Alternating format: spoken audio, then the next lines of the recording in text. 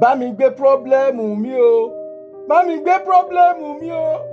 Bàbá àgbàlagbà kan ló ń pariwo bẹ́ẹ̀ tẹ̀lé ọmọ kékeré kan láàrin títì.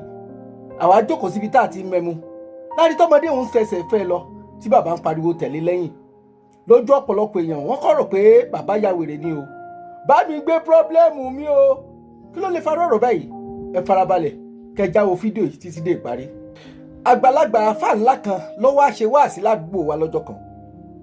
Bó ṣe parí wáàsí, kó tó di pé wọ́n ṣàdúrà parí, àfáà sọ wípé òun fẹ́ ṣiṣẹ́ ìyanu kan lónìí nítorí àkọlé wáàsí wọn kí gbogbo wa ṣá máa dúpẹ́ ni.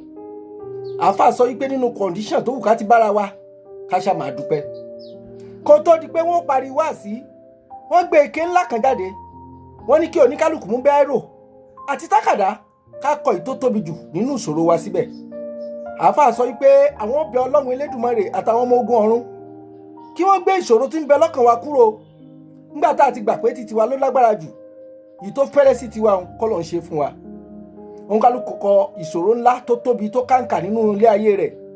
Oníkálukú kọ síbi pépà, gbogbo wa sì dájọ sínú báàfù kan.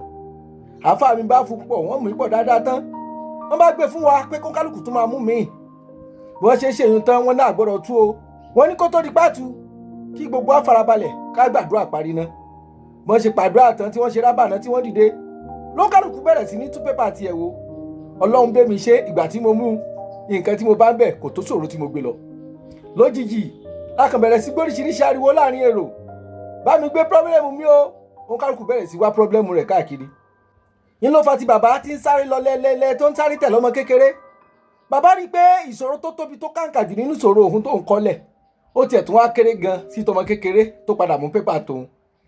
Bàbá bá yarí pé òun ò fẹ́ pírọ́blẹ́mù tóun mú mọ́ o. Ó ní àṣàwọn yẹn dé nǹkan bára tó pọ̀ tó báyìí. Ọmọ kékeré léńjẹ lóníṣòro tó tó léyìí kó bóun gbé pírọ́blẹ́mù òun padà, òun ò fẹ́ pírọ́blẹ́mù tóun mú mọ́. Ariwo eléyìí ló gbalé ló gboko. Lẹ́sìn ọmọ kékeré fi yá tí ń sá lọ lẹ́lẹ́lẹ́ lẹ́wájú.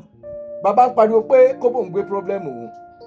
Bashiru James Fagbamila Adisare, wòlíì láhìlá ọlọ́pẹ̀lẹ̀ àbáláyé tí gbogbo èèyàn ń pè ní Gudugudu Onibante Oro. Wọ́n lo ìtàn kékeré láti pàkíyèsí rẹ̀ wípé tó bá rò pé tí ẹ burú jù, ẹ̀kẹ́ mọ́yèmọ̀yà àwọn èèyàn ní tí wọ́n burú jù tiẹ̀ lọ. Nínú ohun gbogbo wọn ní ká máa dúpẹ́ ni o. Lo àsìkò yìí kó máa dúpẹ́.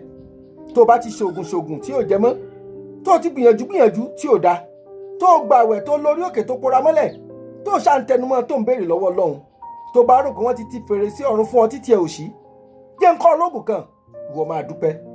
Lágbára Ọlọ́run Elédùmarè á tún ríra láìpẹ́ yìí o. Ẹ ṣé mo dúpẹ́ tẹ̀ ń bá mi bọ̀. Ẹ má gbàgbé o, ẹ bá ń share, ẹ like, kẹ̀sì bá kọ́mẹ́ǹtì. Ẹ ní gbé ṣòro tójú ti yín lọ lágbára Elédùmarè.